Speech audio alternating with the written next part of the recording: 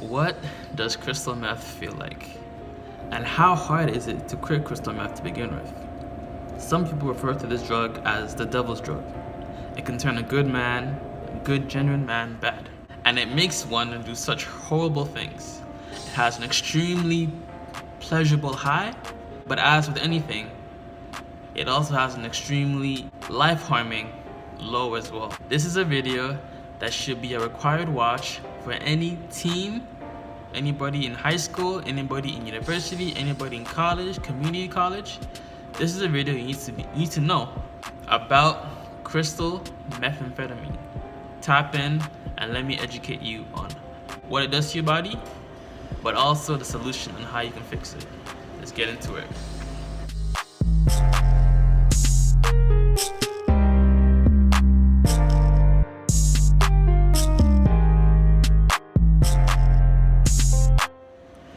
Hey y'all, welcome back to the channel. What's good? What going? Gang. My channel is all about providing you the daily dose of edutainment. My goal is to both entertain you with the content I provide, but to also educate you and enlighten you with information that you can apply to your day-to-day life and make it better. If you don't subscribe or like the video, then your mom's a hoe. So definitely subscribe, like the video, so that we can, be on good terms and that you can take our relationship further. So on my channel, I started a series of talking about addiction-related subjects, addiction-related like drugs or substances. I made videos on pornography, weed, but I felt like this is one of those drugs that not many people talk about. And I saw a video, courtesy of Vice, talking about the negative impacts of crystal methamphetamine, crystal meth, as the street name is referred to as. A lot of us always say meth must be a hell of a drug because people give up everything for it. You know, you would think that you would stop and see your kids and you would quit. But when that drug and demon has a hold of you, it's hard. And I'm like, I haven't made a video on this subject, or I haven't brought somebody to talk about this subject. So this is the homie CG Kid. He talks about what it feels like to use crystal meth and how hard it is to really quit this type of drug. Because beyond weed and porn, this is one of those things that if you get hooked on, it is it is trouble to get off of it. But not only will we talk about the problem, but by the end of this video, you also have a solution to your problem. If you have an inability to stop using crystal meth or weed or porn or whatever it is. So I'm gonna cut straight to CG Kid's video, and he's about to share his own perspective on the topic. So let's cut to it. What's up guys, it's CG Kid. In this video, I'm going to share with you what quitting meth was like as far as the recovery process. I made dumb decisions in the past, and one of those decisions was trying this substance, and I ended up becoming extremely addicted to this horrifically addictive and dangerous compound that I wish never existed, was never on the earth. And today I am almost 7 years clean from this compound in particular. And I want to start this video off by saying this is not some bullshit dare scare tactic. This is not some government funded video. This is just one person who was addicted, who got sober, who can share with you directly what it's like to quit this substance and why it has been so difficult to this day. This is a difficult video to make. It's triggering for me to make it because I have to relive some of these memories of what it was like. In one of my previous videos, I talked about why this substance was so addictive, and in this video I want to share what it is like once you quit and why it's so difficult to stay off the substance and why it is so dangerous, extremely dangerous. So I quit August 16th of 2011. That is the day I quit. Currently it's June 10th of 2018. And when I quit this substance, it was very difficult. I didn't accept that I was never gonna do it again, and I had to take it one day at a time. But what really got me was the fatigue, the lack of energy, unwillingness to do anything, and just feeling depressed, and also a lot of weight gain and a lot of insecurities, aggression, irritability, pretty much acute withdrawal. And I want to say at the start of this video, I should have said this, but I only used this substance for 8 months. Now I dreamt about it every night for the first 5 years, every night. When I would have the dreams, they'd be extremely vivid, or I would feel like they were real. And it would always be a dream of me trying to get the substance, or I would get a hold of the substance, and I would be holding, you know, my preferred method of as far as route of administration, which was a pipe. And I would be questioning why I would ever quit this substance to begin with in the dream. And then I would wake up, and I'd wake up in a state of shock because I had to realize that I can't do that anymore. And that's really what it was like. It was like grief. It was like grieving the loss of a loved one. I've lost people that I deeply care about, and I would compare this to that. There was a lot of shock, denial, like, you know, there's no way that the rest of my life, you know, there was a lot of bargaining, saying that maybe someday the stars will align and it will be in front of me and I can use it again. There was a lot of anger, you know, that I even touched this substance to begin with. Anger at myself, a lot of depression and the realization that I can't control the substance. This substance controls me, and I can never use it again without losing my life. And that's the reality to it. That the first time I tried this substance, and this is why I beg of people to never go near it, or go near anybody who even has it or does it.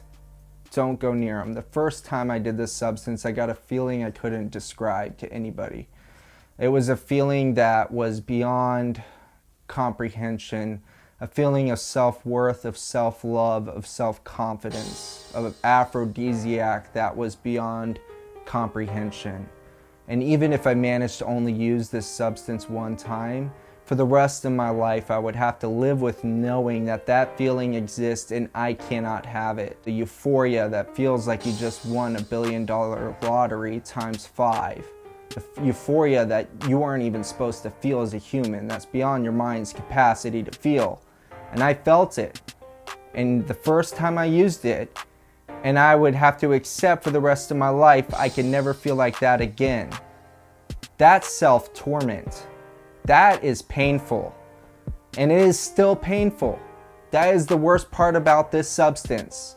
It has been 7 fucking years since I've touched this substance, and I still haven't accepted I'll never use it again. I can't do that. I cannot do that. As insane as that might sound to some people, like I can get in a process 7 years away from it where I'm entertaining the thought, and you know, when I just have to stop entertaining the thought with reminding myself, affirming to myself that I can't control it, that if I do this substance, I will not stop until something really bad happens. And it's like Russian roulette, because I don't know what I'm gonna lose. I don't know what that bad thing is gonna be. I don't know if it's gonna be prison or death. You know, and I have to reaffirm that self to constantly. And even when I affirm that to myself, that's just so I could stay clean from the substance today.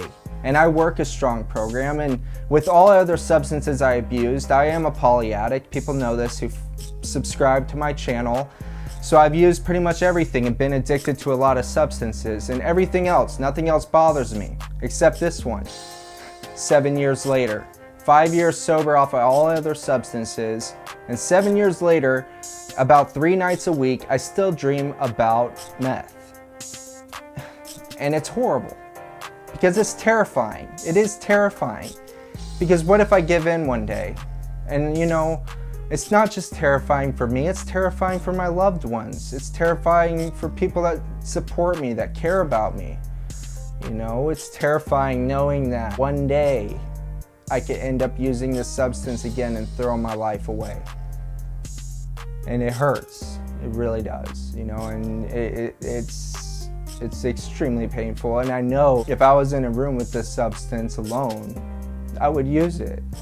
No matter how many people I've hurt, no matter how much damage is done to my life, if I was in a room with it for 10 minutes, I would use this fucking substance. And so my method in this recovery process is don't talk to anybody that does it. Don't be around it. There's 2 times I've been around it in my recovery, and I had to run out the fucking door. And I was in a group of friends, and you know, probably not healthy friends to be around, but someone pulled out a pipe one time, And I darted out the door, got in my car, backed out full speed, and took off down the road. Because I know if I'm in that room with that substance for 5 minutes, 10 minutes, my mind will start entertaining the idea of maybe I could just do it once. And it hurts. It hurts bad. And making this video is difficult, but I hope this reaches someone's heart and lets them know that this is not something you want to fuck with. And I made a big mistake in my past, and hopefully other people can learn from my mistake as well. And you know, I do live a serene life, and it's not like I'm constantly battling with cravings. It's not like that. I want you guys to know that there's hope in recovery. I mean, it's very rare that it's brought up in my mind. I mean, the dreams now, I've learned to just dismiss them. If I'm having any kind of cravings, I call a supportive friend, and I have tools, and that's through working recovery, you know, and working a strong program. So I live a serene life now, and it's when I look back at who I was on the substance and how much of a monster I was and how much I harmed people and harmed myself, you know I'm not that person anymore. I'm not ashamed of who I am. I feel guilty for what I did, so I made amends for it, and I live a joyful life, and that's what keeps me from using this substance, is I know I can't control it, and I know I'll lose the life that I've worked so hard to build, the life that I love, the relationships I love, the people that I love.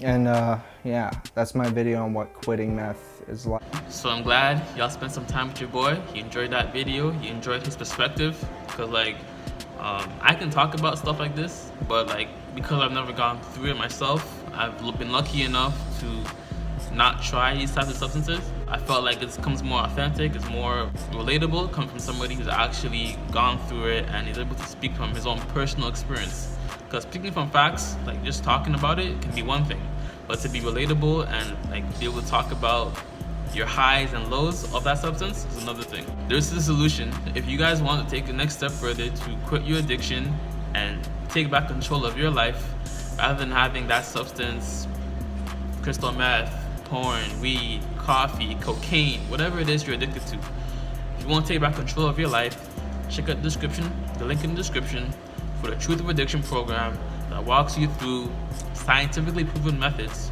to quit your addiction forever.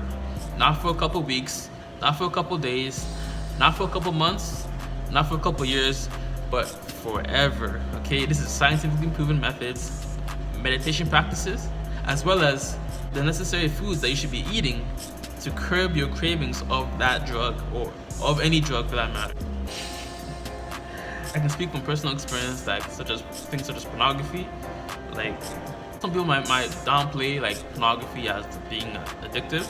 I can say that when you start overusing substances, such as any substance for that matter, right, it starts having negative impacts on your life.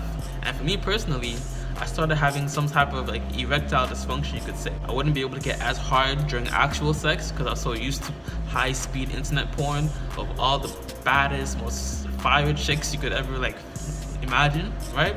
I was so used to that, and I couldn't even come when I wanted to come. You know what I'm saying? So like even when I was like trying to reach orgasm, I couldn't reach orgasm because I was so used to watching gangbang sessions and all this other nonsense that you kind of infiltrate your mind with. And that was my own personal experience with porn.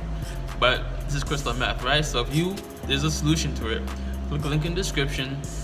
Cause like I know watching a video here and there is one thing, but having a guided program, step-by-step instruction manual to go about quitting your addiction is another thing. If you want to take a next step further to quit your addiction and take back control of your life, check out the description for the Truth of Addiction program. I will link it in the description and in the pinned comment, and you can go about getting your life together once and for all. I appreciate you for rocking with me. God bless, much love, peace and joy, namaste, and always remember, if it doesn't feed you, don't water it. I'll also probably leave here or here a video of another video related to crystal meth if I make another video about it. But like for now, check out other videos on my channel that you can definitely enjoy watching as well. So God bless. I'll see you in the next video. Deuces.